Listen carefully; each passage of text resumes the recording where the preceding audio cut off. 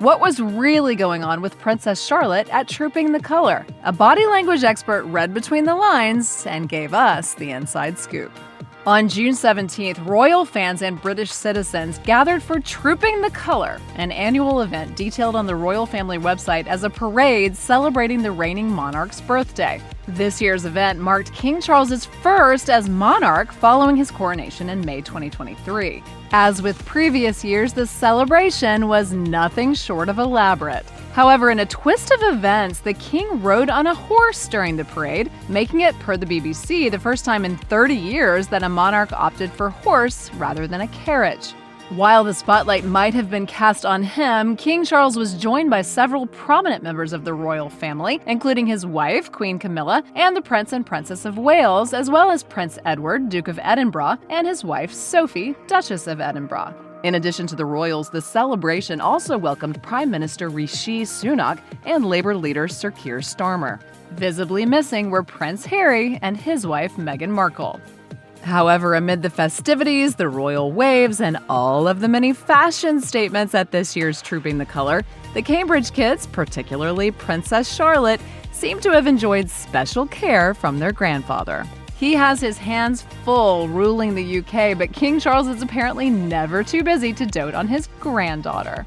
While appearing on Buckingham Palace's famous balcony for this year's Trooping the Color, Charlotte led the way among the Cambridge kids, eventually planting herself beside her grandfather, who in turn briefly placed his hand on her shoulder, as seen in this clip shared on Twitter.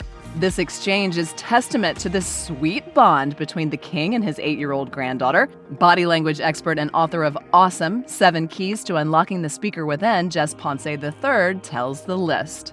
Ponce explained, "This loving hand gesture suggests a balance between guidance, literally making sure she is situated appropriately, and affection. The king even looks at her, as if to make sure she's both appropriate and okay. He is both warm and cautious in his expression." As Ponce described, despite the celebrations going on around her, the princess's body language in this clip suggests she's less interested in the occasion and more in her father and King Charles.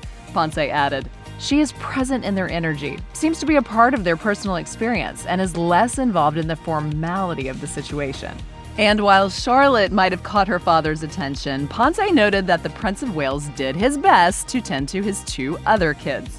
She might be only 8 years old, but Princess Charlotte is arguably one of King Charles's favorite members of the royal family, and understandably so.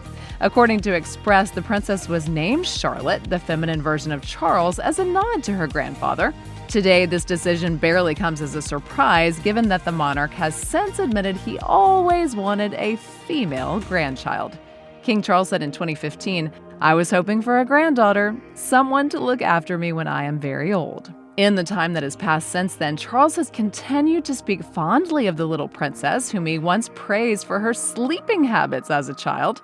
Seemingly backing the fondness between the two, royal author Robert Jobson claims in his 2023 biography, Our King Charles III, The Man and the Monarch Revealed, that the monarch has plans to someday bestow his granddaughter with the Duchess of Edinburgh title. Jobson wrote, "After Edward dies, Charles has made it clear Charlotte should become Duchess of Edinburgh." But despite his obvious affection for Charlotte, King Charles has also proven to have a great relationship with the other Cambridge kids, particularly Prince George, who's set to rule England someday. Royal correspondent Charles Ray once told Metro, "Charles is going to be more hands-on. He will be part of the process of teaching George about kingship."